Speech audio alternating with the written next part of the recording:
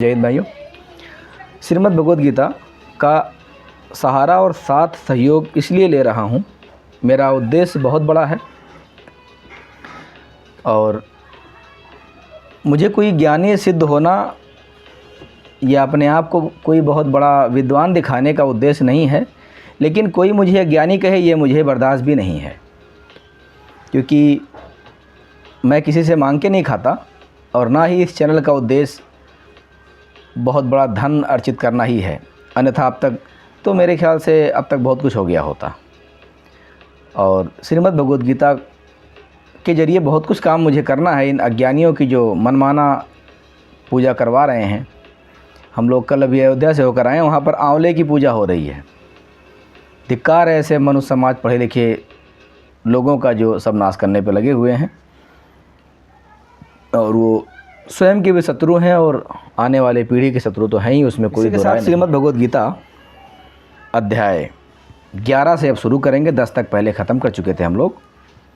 और पूरी गीता बाँचने का, वीडियो में बोलने का, इसका मेन उद्देश्य यह है कि एक एक चीज़ छूटे ना कोई, जिससे कभी कोई सरफराइया ना कह दे कि इस चैनल पर जो आज मैं ये बोल रहा हूँ निराधार बोल रहा हूँ और फला व्यक्ति ने, यानी कि मैंने कुछ काम खराब कर दिया। मुझ पर अनुग्रह करने के लिए आपने जो परम गोपनीय आध्यात्मिक विषय वचन अर्थात उपदेश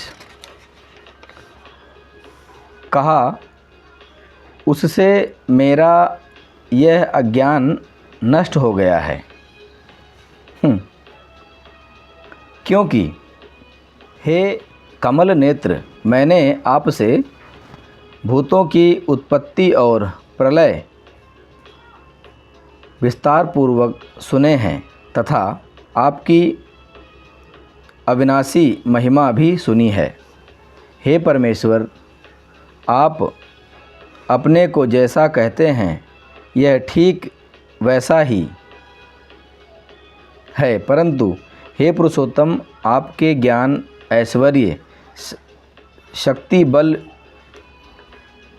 वीर्य और एक्चुअली इसे वीर पढ़ा जाएगा, वीर्य और तेज से युक्त ऐश्वर्य रूप को मैं प्रत्यक्ष देखना चाहता हूँ।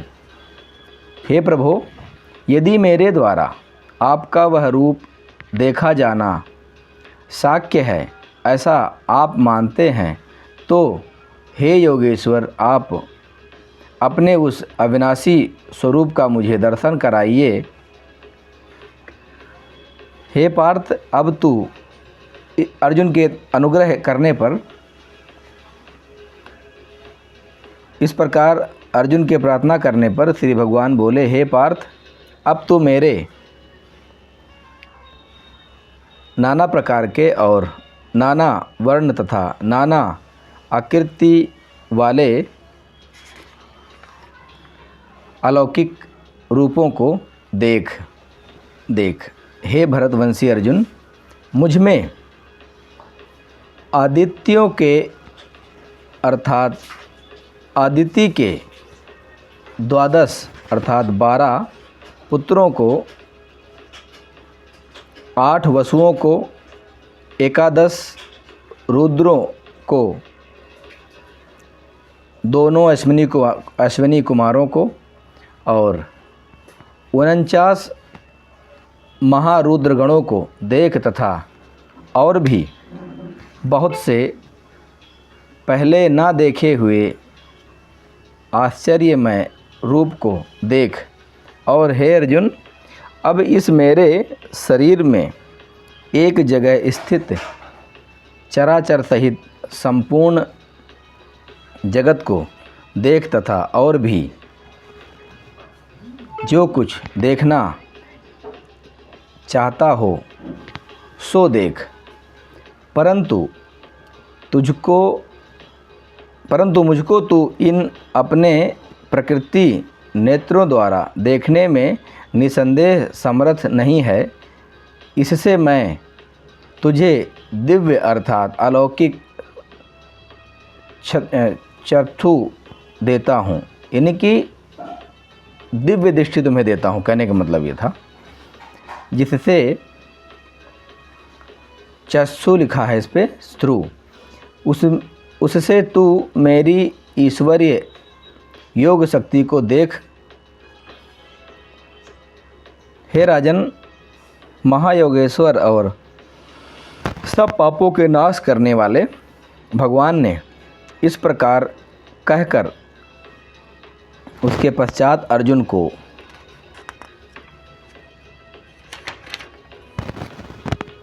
परम ऐश्वर्य युक्त दिव्य स्वरूप दिखलाया।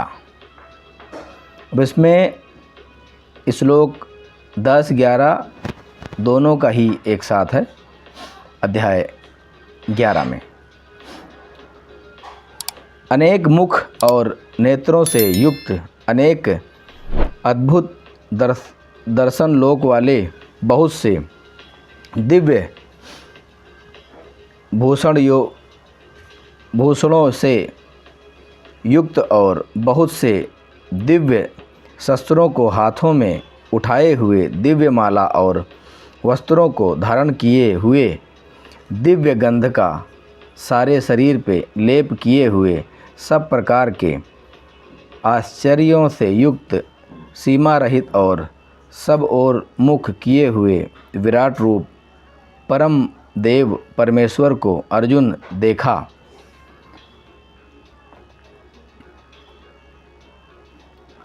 और हे राजन, आकाश में 1000 सूर्यों के एक साथ उदय होने से उत्पन्न जो प्रकाश हो, वह भी उस विश्वरूप परमात्मा के प्रकाश के सदृश कदाचित ही हो। यानी कि जितना उनका प्रकाश था, ऐसा 1000 सूर्य मिला दो तो भी कम हो, ये सही बात है, क्योंकि उसके रोमकूप में ही इतना ज़्यादा प्रकाश है कि 16 सूर्य 16 चंद्रमा समा जाएं, उतना ज़्यादा उसके एक रोम में प्रकाश है। और कई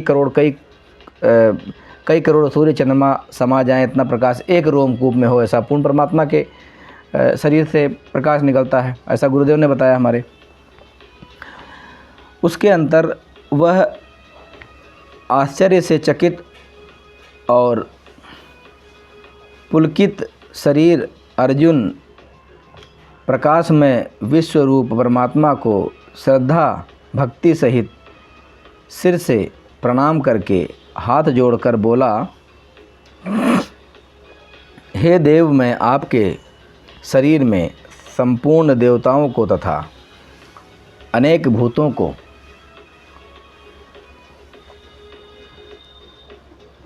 भूतों के समुदाय को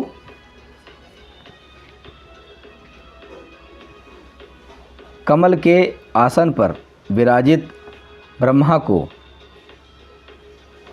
महादेव को और संपूर्ण ऋषियों को तथा दिव्य सर्पों को देख रहा हूँ। हे संपूर्ण विश्व के स्वामी, आपको अनेक भुजा, पेट, मुख और नेत्रों से युक्त तथा सब ओर से अनंत रूपों वाला देखता हूँ। हे विश्वरूप, मैं आपके ना अंत को जानता हूँ, ना मध्य को और ना आदि को ही।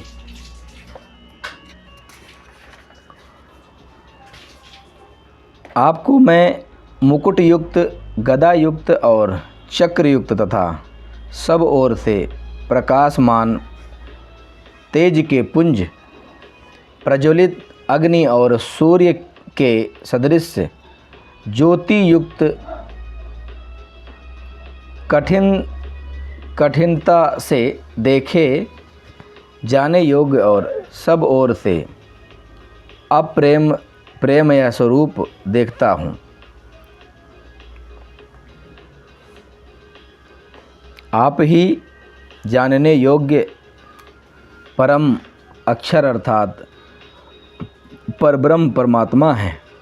आप ही इस जगत के परम आश्रय हैं। आप ही अनादि धर्म के रक्षक हैं और आप ही अविनाशी सनातन पुरुष हैं, ऐसा मेरा मत है।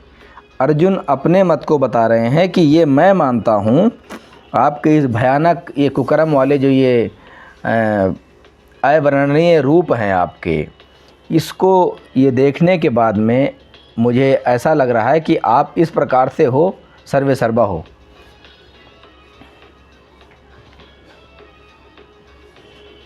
हे परमेश्वर, आपको आदि अंत और मध्य से रहित अनंत समर्थ से युक्त अनंत भुजाओं वाले, चंद्र सूर्य रूप नेत्रों वाले, प्रज्वलित अग्नि रूप मुख वाले और अपने तेज से इस जगत को संताप्त करते हुए देखता हूँ।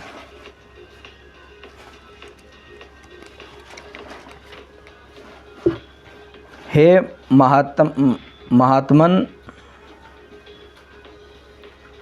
महात्मन, स्वर्ग और पृथ्वी के बीच का संपूर्ण आकाश तथा सब दिशाएं एक आप से ही परिपूर्ण हैं तथा आपके इस अलौकिक और भयंकर रूप को देखकर तीनों लोग अति व्यथा को प्राप्त हो रहे हैं। अब पहली बात तो तीन लोग में कोई इनको देख नहीं रहा था, क्योंकि ये सिर्फ अर्जुन को ही इन्होंने अपना दिखाया था। तो अब क्योंकि जब आदमी भावुक होता है तो चार बात एक्स्ट्रा बोल भी जाता है, ये भी एक कमी पकड़ी जाए, क्योंकि भाई आप बिना वजह किसी पे नहीं लगा। लेकिन उसको जो देखने वाले थे, वो इस 21 ब्रह्मांड के परे जो लोग देख रहे थे, अर्जुन की दिव्य दृष्टि में वो भी दिखाई पड़ रहा था। इसीलिए उन्होंने इस बात को बोला कि आपको सभी देवता भी देख रहे हैं, जबकि ऐसा नहीं है। और हे गोविंद, वे ही देवताओं के समूह आप में प्रवेश करते हैं और कुछ भयभीत होकर हाथ जोड़े आपके नाम और गुणों का उच्चारण करते हैं तथा महर्षि और सिद्ध के समुदाय कल्याण हो ऐसा कहकर उत्तम उत्तम स्तोत्रों द्वारा आपकी स्तुति करते हैं। जो 11 रौद्र हैं, 12 आदित्य हैं तथा 8 वसु साध्यगण, विश्वदेव, अश्विनी कुमार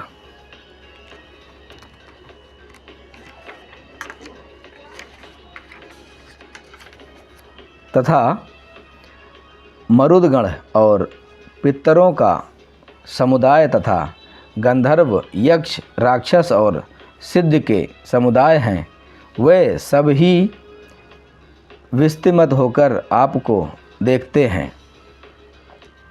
और हे महाबाहो, आपके बहुत मुख और नेत्रों वाले बहुत तथा जंघा और पैरों वाले बहुत, उदारों वाले और बहुत सी दाढ़ों के कारण अत्यंत विकराल महान रूप को देखकर सब लोग व्याकुल हो रहे हैं तथा मैं भी व्याकुल हो रहा हूँ।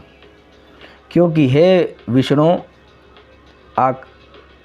आकाश को स्पर्श करने वाले देदीप्यमान अनेक वर्णों से युक्त तथा फैलाए हुए मुख और प्रकाशमान विशाल नेत्रों युक्त आपको देखकर भयभीत अंतःकरण वाला मैं धीरज और शांति नहीं रख पा रहा हूँ।